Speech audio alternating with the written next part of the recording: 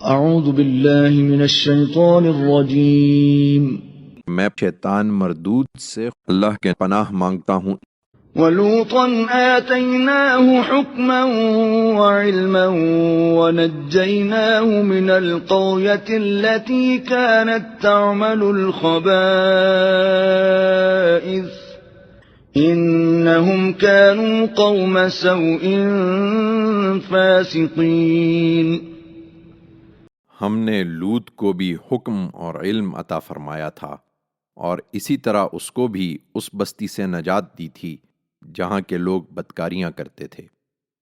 حقیقت یہ ہے کہ وہ بڑے ہی برے ناہنجار لوگ تھے۔